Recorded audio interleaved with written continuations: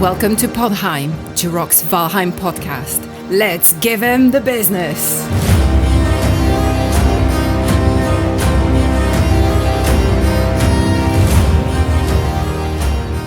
Hey everybody, today's January 10th, 2023.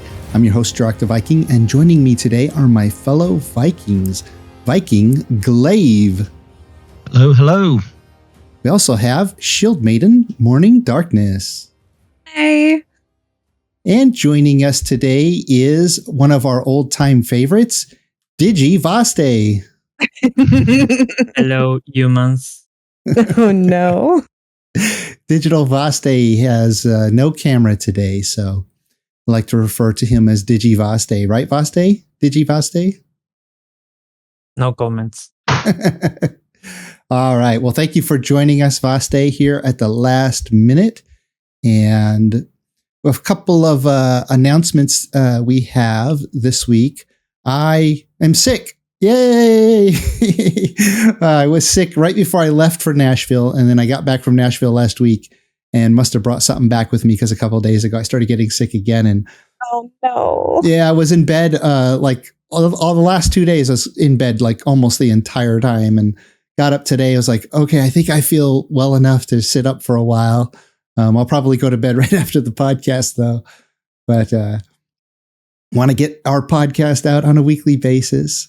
But MD, you hit a big milestone this week. You want to tell everybody what it was? I did. I know we talked about it last week that it was sort of happening soon, but officially on, what was it? Sunday night, I hit 1,000 followers on Twitch. Whoop, whoop. Ooh, Congratulations. Thank you. And then there was one other thing that happened to me this last week. Does anyone notice?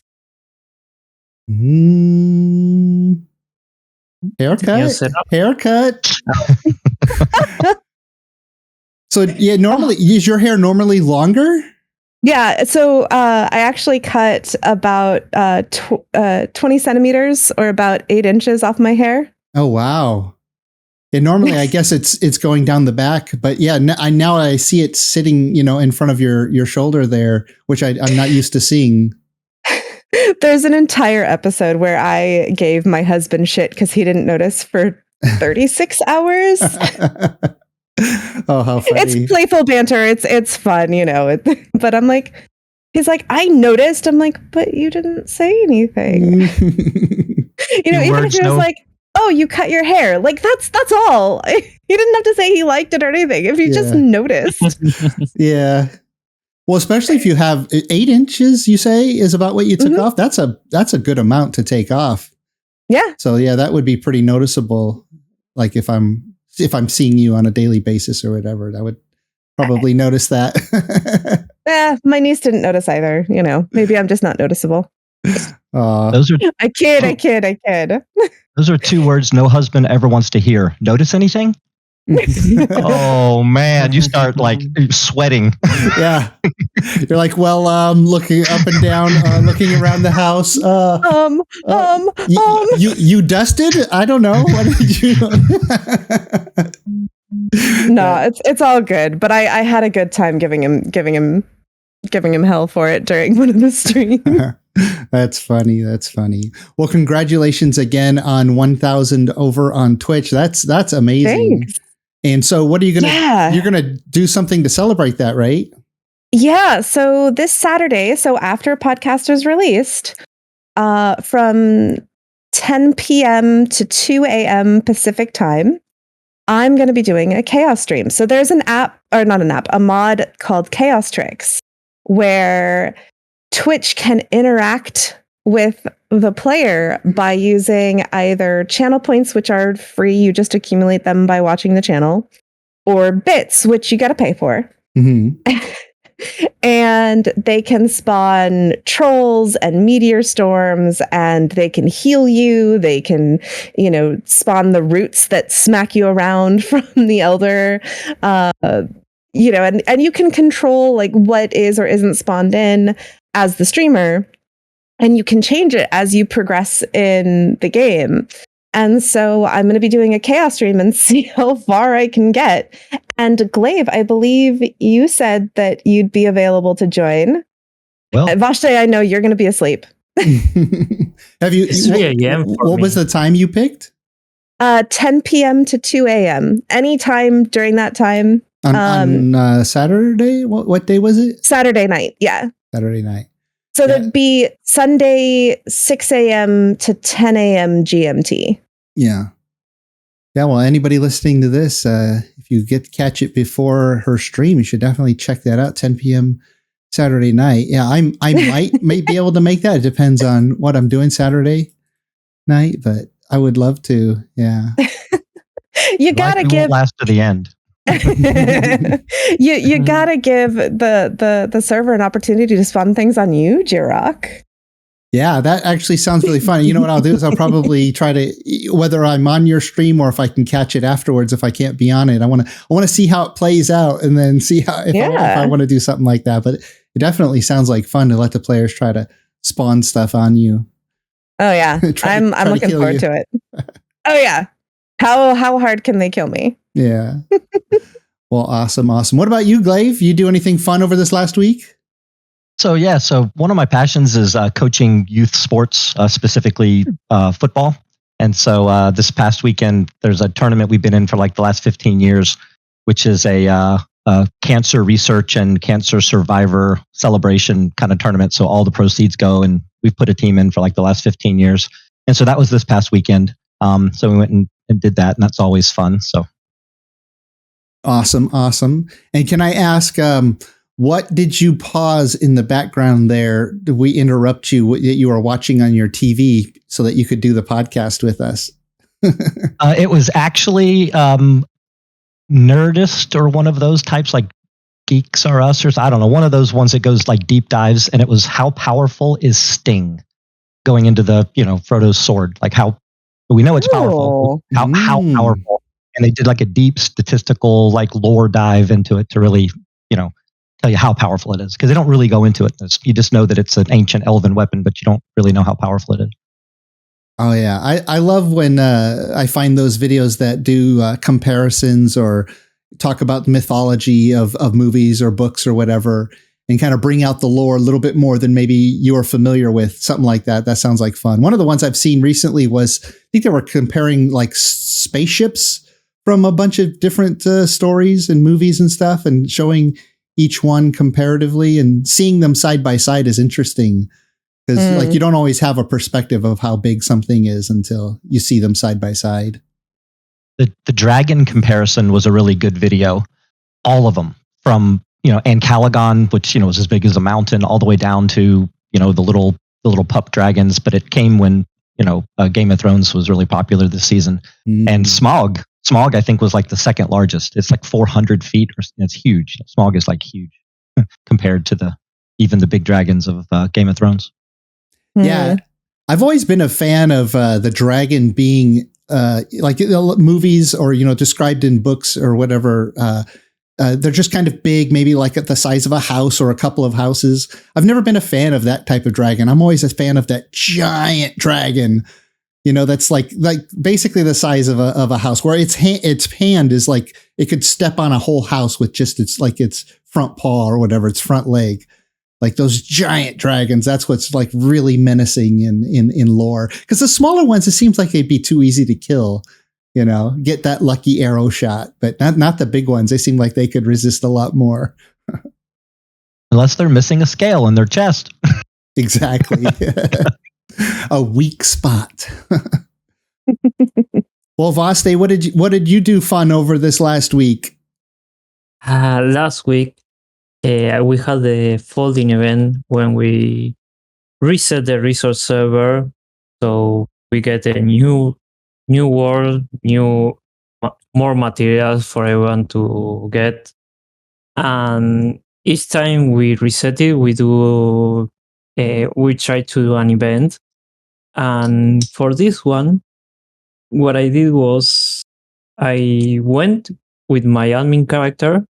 I put PvP on and make them try to defeat me. Oh, so they had to kill you as admin character. Yeah, like a raid boss. I was, with the help of a few mods, I was with 7,000 health and I think 50 armor. But the thing is, I had unlimited stamina and magic, so it was a huge problem for them. Yeah. Well, I heard a couple of players found it a little too difficult. But, the thing about it being an admin and running events is you can only learn by doing, right? So once you run an event, you can learn how to tweak it for next time. Yeah, but this one is really safe because if you don't activate PvP, you won't get damage because there was no mobs. It was only me. What about the ballista outside? Using ballista? Did you use ballista to shoot the players? No, I didn't. Only me. Because the ballista will attack any player that doesn't want to participate. Oh, right, so right. I was with the fireballs, and whenever someone logged into the server, I threw one to them, which didn't make any damage because they weren't with PvP active. Right. But some of them were a bit too scared of that. Well, yeah, it's fun to try out different things, and I'm sure that you can tweak it so that maybe the players who were afraid will give it a try next time as you tweak how it works. But that's awesome. Yeah, we again, we have a resource server. It resets every 2 weeks to give the players new place to explore and resources together to bring back to our permanent servers. And if we have an admin available to run an event, which I think almost all of us here have run events. Glaive, you've even run a couple of events, haven't you? Fairly new admin. But yeah, so that's a lot of fun, something that you can do over on our servers. Let's see what else we got. So, right. I just recently I did a new merch design. Somebody requested this, so I said, "Oh, that would be fun to do." Actually, so it's kind of goofy looking, but I kind of like it. So it's let's see if I can bring up this. There it is. Does it match? That's pretty cool. Yeah. It's funny in YouTube comments, I'll get some people say, "Oh, that looks great," and then somebody else says, "Oh, that's goofy." I was like, "Well, you like it or you don't, whatever." I thought it was fun, and of course, that is fun. I put it on a t-shirt. I'm gonna definitely have to get one of these because I actually go out of the house like this with my cowboy hat. And sunglasses, of course, because sometimes it's sunny. It hasn't been sunny lately, has it? Morning, is it nothing but rain every day? No, and flooding and windstorms and yeah. No, it's been wild here. We had some pretty major winds. Yeah, the weather's been really nasty recently, but yeah. So yeah, I go out like that. So it'll be fun if I'm wearing that t-shirt and I look like this up here, and people be like, So a fun new design that I've got up if anybody is interested. And so the other we'll talk about our servers real quick. We have our permanent vanilla servers. The legacy servers of Viking Playground's been up for more than a year. If you haven't heard already, we have a new permanent vanilla server called Runelands, RUNELANDS, Runelands. Yes. And it launched with Mistlands, so people have a whole new world with all the new Mistlands. So you can jump back and forth between those two permanent vanilla servers and our resource server,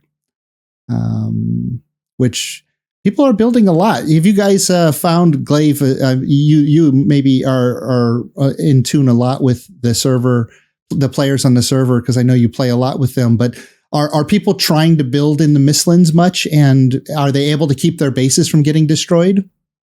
So, do you want my personal experience or what I hear from players? Maybe a little of both.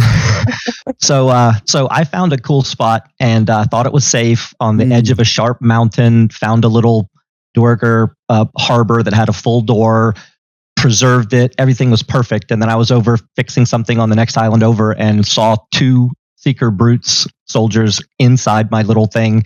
They crushed everything. And then all of my 15 cores fell and then slid down the deep embankment into the deep water. So early on, when cores were very valuable, I lost everything. And I just sit and so that's my personal experience. But I do know that people are learning how to do it. They're clearing off enough land. They're putting floor objects around in the right spots. And so I do know that there are some builds in the Mistlands that are successful.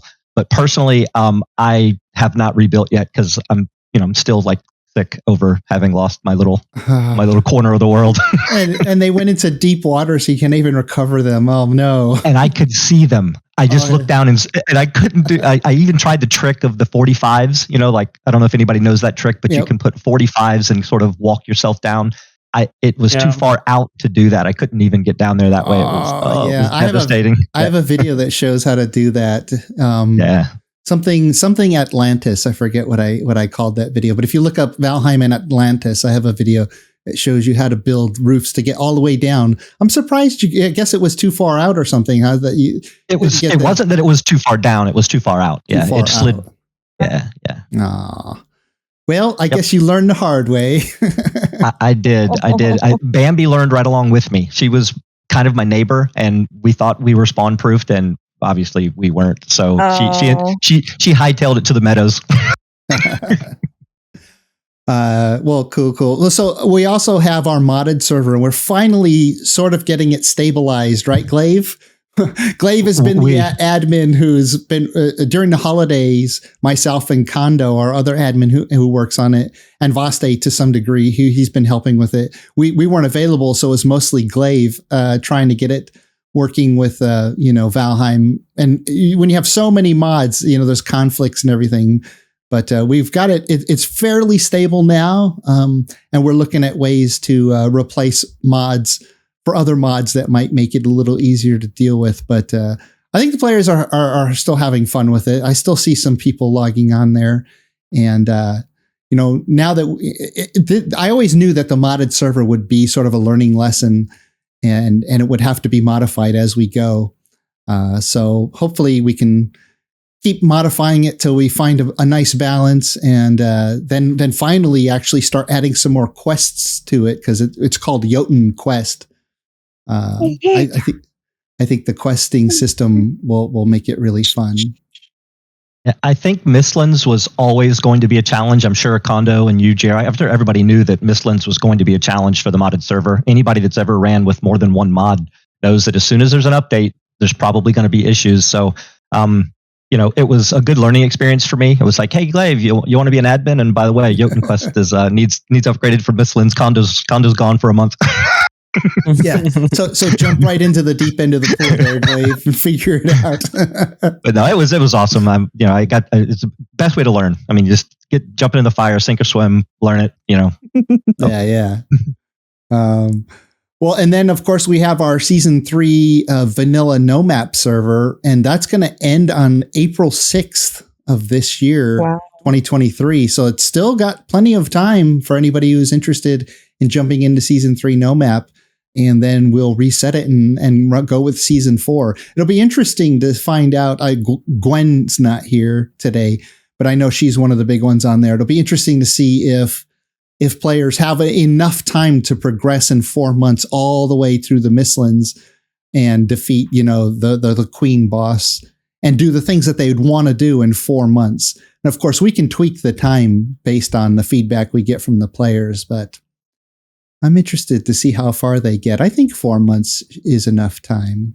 How are you doing over there, Morning? Are you doing no map when you play with your husband, or are you guys playing with the map? No, we were just playing the public test branch, and then it became, normal. So yeah, we've just been playing normally because he hasn't been back to the game since before the caves dropped.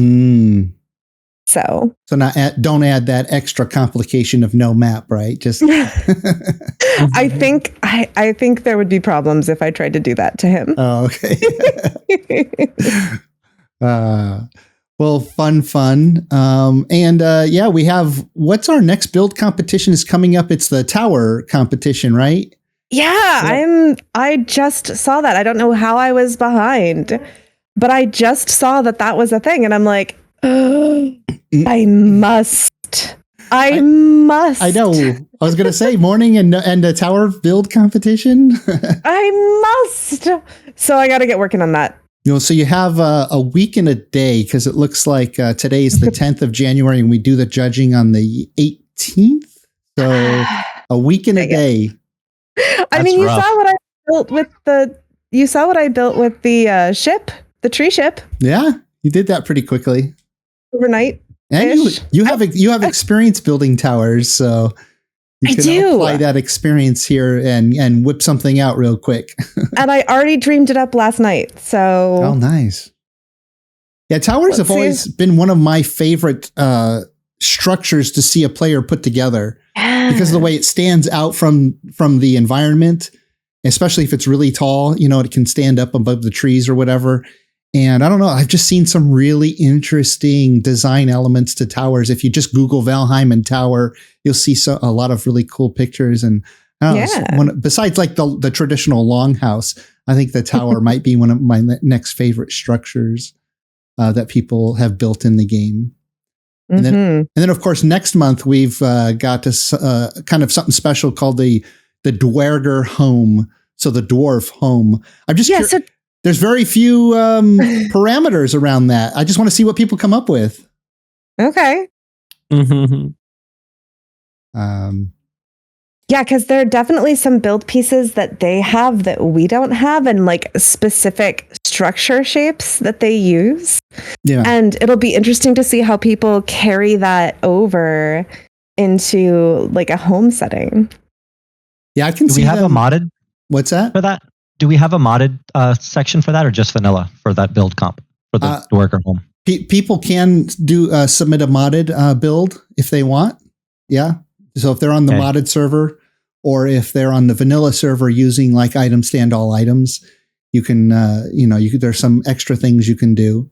But yeah, it'll be interesting to see what people come up with since they don't have those exact same Dwerger pieces, but they have all they on modded? No, Odin's Hammer. Odin's Hammer has them. I don't think it has all of the Dwerger pieces. Some of them. It has a good chunk of them, but maybe they're locked currently. I don't know, but I do know that most of them are there. The big door is there. All of the reinforced copper beams. All of the strange shaped. Those must have been added after the Mistlands update, right? Correct. They probably got added to those mods. But yeah, so I mean, even though you have access to those pieces, how do you implement them into a build that looks really interesting? If people want to submit, a modded entry, it'll be judged separately, of course, but that'll be interesting to see. Look at this tower. I promise I built it. This is not a pre-spawned. I built this. I promise. Yeah. You just move into a Dwerger tower. You're like, yep, here's my entry. No, I promise I built it. I really did. Well, if we look at Valheim news, there was an update. I think it was released on the 20th of December. And we missed that update because I was out of town. We did. But there were some interesting things that were added to that update, and a couple of things that people may not have noticed. Morning, you want to kind of walk us through some of the things people may not have noticed? I mean, okay, so you guys tell me, did you guys notice the bugs in the opening scene background? And if so, when did you notice? In the opening scene? Yeah. What are you referring to, the opening scene? You open the game and it's the start screen. So you've got start game options, The character select, like the campfire, essentially. Yeah. Oh, when you're sitting by the campfire, is there something new on that screen? There are several things. Actually, there's the Mistlands, like the big old title up at the top that says Valheim Mistlands now. But in the background, there are two new friends. And they used to be, I believe, Grey Dwarves, like a Grey Dwarf Brute and a Grey Dwarf. Tell me if I'm correct or wrong. And now, if I'm correct, it is a Seeker and a Seeker Soldier. Oh, wow. Yeah. No, I start and stop the game a lot, and I guess I don't pay close enough attention to that login screen. That's pretty cool. It's a little bit of a spoiler. I know that some people were wanting to have 0 spoilers, and if you're paying attention, you log in, you instantly know what the enemy is going to be just by the login screen. Right? Yeah, if you're checking it out. Mm-hmm. So what else might have been something people haven't noticed? Well, let's see here. Oh my gosh, I tabbed out. So we've talked about this before, but ticks can go through portals if they're attached to you. And that is apparently, according to Smithy, was not intended, but a feature. Doorways to the mines are included in that. So if you think you can jump out the door to get away from them, you cannot. Oh yeah, yeah, yeah. Because the door to the dungeons or the caves or the mines or whatever, it's just like a portal, sort of. Just a portal, yeah. So they go with you. It's funny. My friend who had just got to the Mistlands in his playthrough kept saying to me, "How do you get those darn ticks off of you? No, I can't get them off of me quick enough." And he said he had to Google it, and he figured out, you got a dodge roll to get them off. So if you don't know, you got a dodge roll. Yeah, if you can get the stamina, because they don't just drain your health; they drain your stamina. I don't like it. Yeah, you can actually parry them where they are on you. Yes, you can parry them. Yeah, but when they are sucking you already.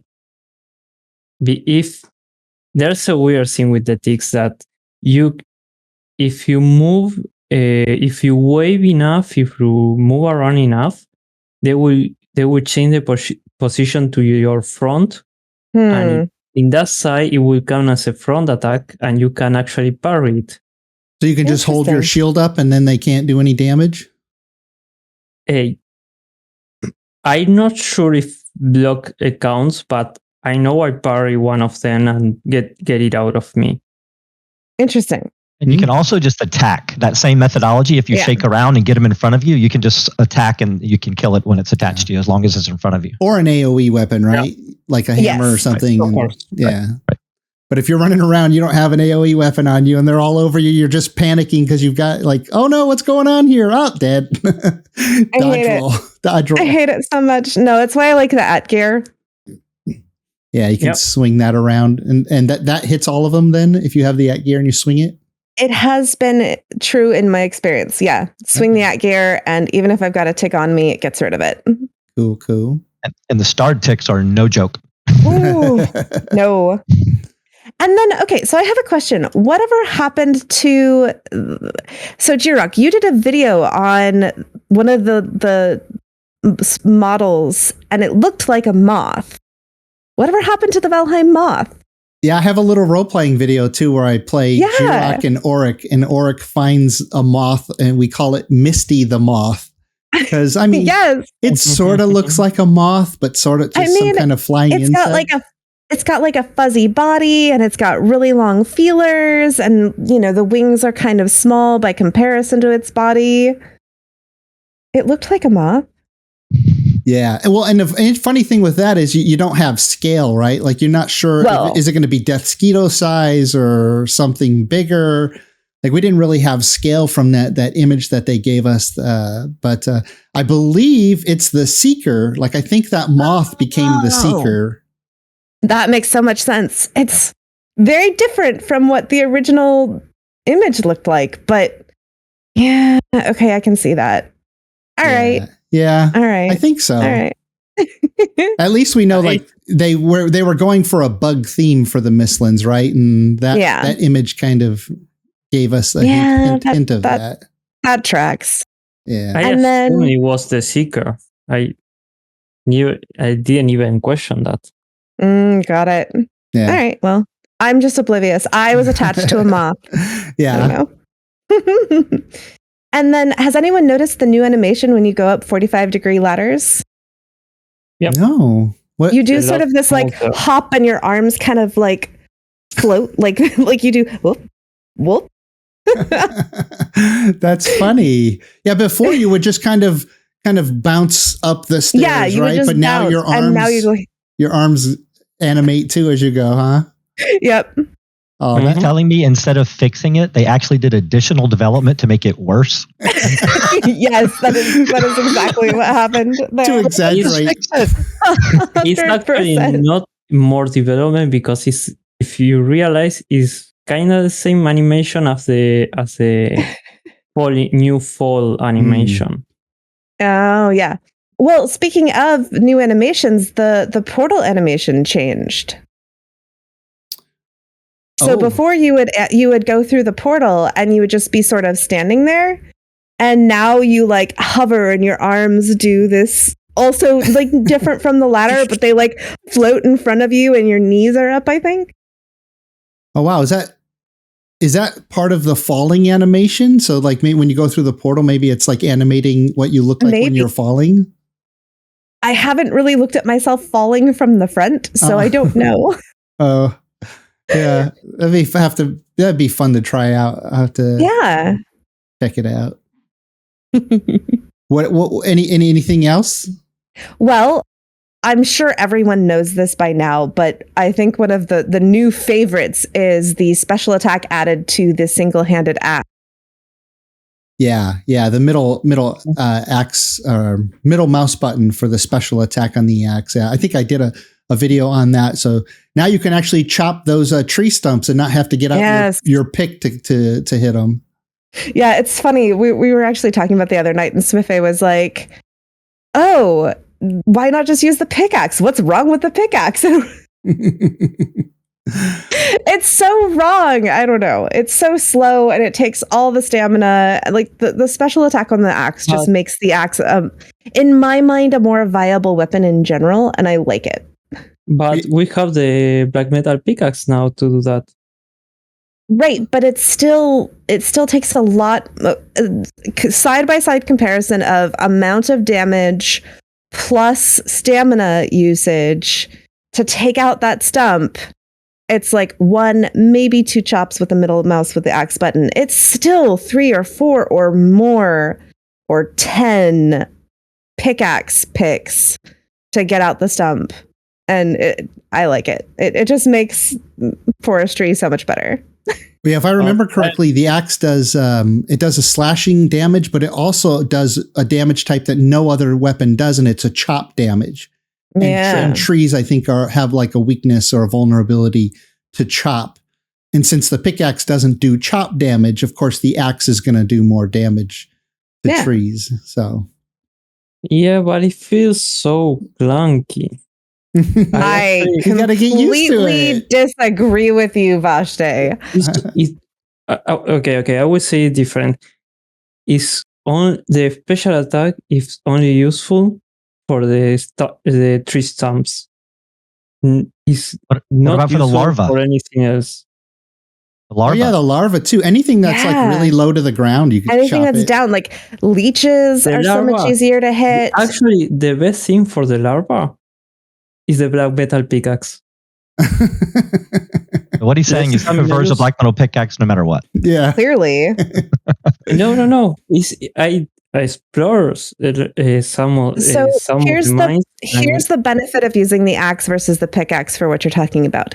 If one of the egg sacs has a seeker brood in it, you can then just go to normal attack with the pickaxe to kill it the minute it starts to come after you. So you can middle mouse button, then regular attack if there's something in there. Vasta, you're going to have to go try it. No, because the pickaxe is also 2 hits. 2 normal hits, so less stamina usage. But the biggest advantage of using the axe is you save slots in your inventory, right? Because you've got both something to chop trees and break wood pieces down. But you've also got a weapon with a special attack now, right? So I always carry both anyway, Jiroc. That's not a... Yeah, that's no question.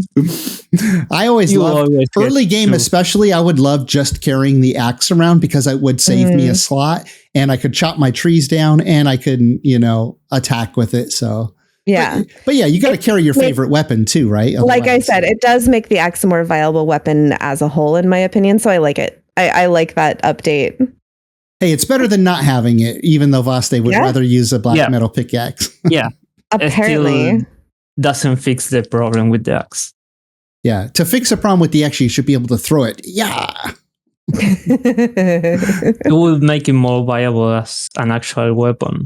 I like it. Yeah. What else we got that people might not have noticed? So I haven't tested this one yet. So I feel like this is hearsay rather than tested. But I hear that they fixed the so-called like stamina cheese that you can do, or stamina bug, where if you're swimming and you're about to run out of stamina, you can just log out of the game real quick. Mm-hmm. And when you log back in, you're in the same spot, but your stamina has reset and you can just start swimming again. Yeah. I hear that they have fixed that. So if your stamina is at 0 when you log out, your stamina will in fact be at 0 when you log back in. Yeah, it remembers your stamina now, supposedly. And yeah, I haven't tested it either, but I do remember them talking to Jonathan about it and saying that was one of the big things they wanted to fix, because they know that people were swimming across entire oceans without a boat because they would drop into the water and they would just keep logging out and back in to regain their stamina.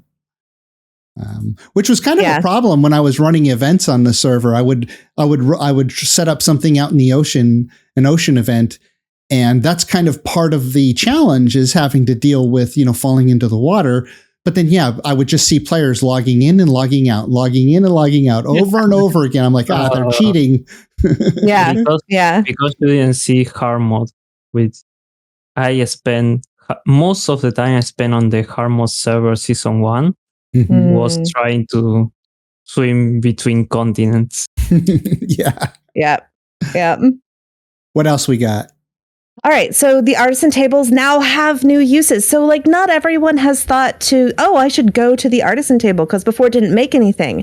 Now it makes stuff. And so, if you haven't been to the artisan table yet, or haven't thought to do that, you should, because there's new stuff on it now. Mm-hmm. Oh, cool. Anything off the top of your head you can remember that's been added? Yes. So the ballista bolts, as well as, I believe that's where you make the spring to make ballistas, as well as the traps. Mm-hmm. Okay. Has anyone gotten to play with the traps yet? No, I haven't messed with them yet. Oh, I haven't done it. I want to do it. I did in my event. Oh, Glaive as an admin set them up to catch the players. Oh boy, I actually told someone, I was like, hey, so if you wanna, so the relationship between these two people is very much like you and Bambi, Jiroc. And so I told her, I was like, hey, you should open up a hole in the floor, place a rug down, place a bear trap and then place a rug down and see what happens. He totally fell through the hole in the floor and died to the trap. Oh no. Yeah. Well, when I set up things like that, traps, I like to give some indication that there is a trap there. So if the players, if they're reckless and run through, I always feel bad if you set up something and they have no idea that there's a trap there, and then they walk in and just, they fall into it. I don't think that's fair, but yeah, they try to give them some indication so that if they're reckless, then you blame it on them. Right. Well, What else we got in that update? There's a change to the Seeker AI, which is actually quite nice. Because you like it? Yes, because when they release Mistlands, the Seeker will go straight up your ass non-stop, the same as the wolf. And just right up it, huh? Seekers with all the best gear, padded armor, the best food you can get before Mistlands and even after Mistlands, they do a lot of damage. Straight up a lot of damage, and the Mistlands gear is not an upgrade enough to actually kind of be able to tank a few hits. So you are in the need of avoiding getting hit. So it's really good to have that kind of AI change. They are now like the Grey Wolf. Oh, where they come in and then go away and then come back? They attack a few times. They go do a lap, and they come back to hit you. Yeah, it feels like the boars are the fooling AI. I think that's a genius idea for AI attacking, because so many games, like you're standing there and the thing just runs up to you and it just goes bunk, bunk, bunk, bunk, bunk until you're dead, right? Or until you kill it. And I always thought, even early on in the meadows, like the gray dwarf running up and hitting you and then going, and then hitting you again and then coming back around. It gave you a chance, like a fighting chance, especially if you're losing stamina or whatever, to pop a potion or to maybe it is. Get cover. It's a great idea for simple AI, right? Yes and no. There are mobs that make sense because they are the boars. You can tame them so they can be friendly. The Desquito are simply like they hit you once and they shouldn't be constantly hitting you. But for example, the wolf, which is the comparison I did, the wolf are a very aggressive mob. When you see one wolf, you say, I'm done. Yeah, because it doesn't run away, right? Yeah, the wolf is one of the more aggressive mobs because they have a really high attack speed and they don't go back. They all or nothing. And usually you get them in packs, right? Like a lot of times there's more than one wolf. That's true, yeah. But they're really easy to kill. They get with a few hits you can kill them. They don't. Wolves are glass cannons. Well, yeah. In later game, one of the best things I like to do early game, and I'll probably do it when I'm doing the Ravenheim playthrough, which we just started season 2, is I love to go right up into the mountains while I'm still in the meadows. I like to put a couple of campfires down and go up and explore and check it out before I should be there, just because it's fun. And those wolves are really dangerous when you've only got like maybe troll hide armor or something. Forget, you should be naked going there. You will lose anything. Yeah, you'll lose all your stuff and have to do a bunch of corpse runs.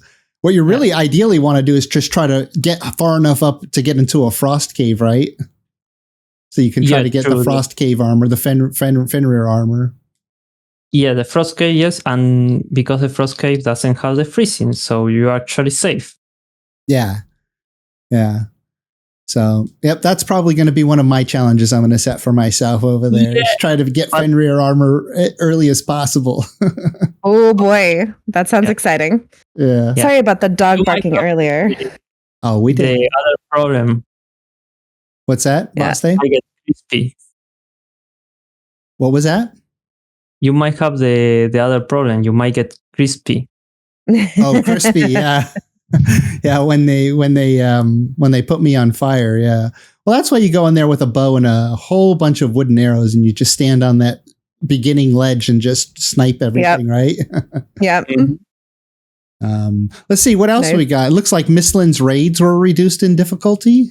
Is that? Go ahead.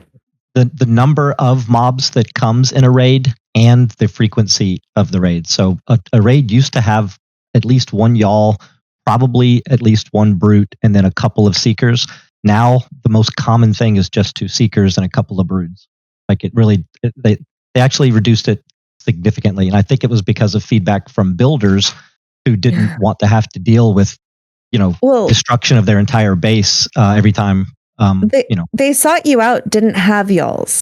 That was just Seekers, Seeker Soldiers, and Seeker Broods. Yeah. Oh, so Y'alls had their own. What's up, y'all? Yeah. You're right. What's up, y'all? I like to think that they did that. They named that after me, like a little homage to Jiroc. How you doing, y'all?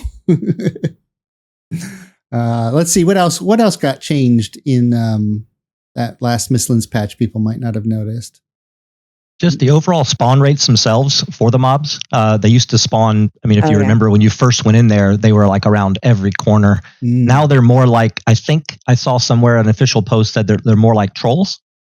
So if you're walking through the Black Forest, you'll see an occasional troll. Before, when you went into Mistlands, it wasn't occasional. I mean, you were seeing bugs everywhere, and now it's much more rare. I feel like a more apt description is they're more like locks. Yeah, because they're grouped up a little bit. Yeah, you're right. Yeah, it definitely feels probably more like locks. Yeah. For the Yol is more like the troll. It's a rare spot. Yeah. Oh, okay. That would make more feels sense. Right. Yeah. Yep. And they also reduce the attack of the Yol. Oh, does it not do as much damage or the frequency of its attack? Frequency, yeah. One attack that drops 2 like fireballs. Now it's only 1. Back. Yeah. 2 projectiles to 1. Yeah, they reduced. They reduced the number of projectiles. Makes it both. Makes the Yol really, really easy to fight. It's a huge change that I think it might get reverted. You think it's too easy now? Yeah, the change is too much, I think, because maybe they did it because people's bases were getting destroyed too easily. Yeah, that was definitely a concern I saw. Yeah, but it's a big mob compared to the troll. A troll with a club will destroy all your base in one swing. Right, especially early on, if you lead it into your base, it's going to wreck everything. Yeah, of course, and it makes sense. It's a big mob with a lot of power, and the Yol with only one of the bombs is like, I just need to avoid one, and you are done. Yeah. I mean, they still hit pretty frequently. Like they reduced the back to back, but they still can hit those fireballs fairly quickly. So I don't know. The AI is so easy to trick that's the biggest thing. Once you get under it, you will lose any chance of fight because the AI will be triggered because it doesn't like have you in its attack range, so it won't attack. Well, one of the things I always find interesting is Valheim seems hard the first time you play through it. So the Mistlands is like this. It seems really hard because everybody's going through it for the first time. But once you get end game and you've got all the gear and you've got all the magic and you've got an overabundance of supplies and potions and all this stuff, you're going to come back through the Mistlands and then think it's too easy, I think. And then, that's when people are going to say, oh, no, you should make it harder. Give the y'alls. But right now, initially, everything, everybody feels like everything's too hard because they're still learning and they don't have max gear yet and everything. But just like regular Valheim, when you're in the plains and gear, plains is easy. Like it's not unless you get caught by a couple of surprise death skeetos and you're running a feeling village by yourself or something. Plains will never be easy. Yeah, if you're really reckless, it can be really tough. But if you take your time and work your way through it with end game gear, it's not too tough. And I don't think the y'all change was made because of structure damage. I think the y'all change was made because people complained that it was hard to avoid the damage. Mm-hmm. With one projectile, I can now avoid in 4 directions. When there were 2 projectiles, I had to be careful. If I dodged the wrong way, the other projectile would still hit me. I think that's what Lassi is talking about. It becomes very easy to avoid the damage if you know what you're doing.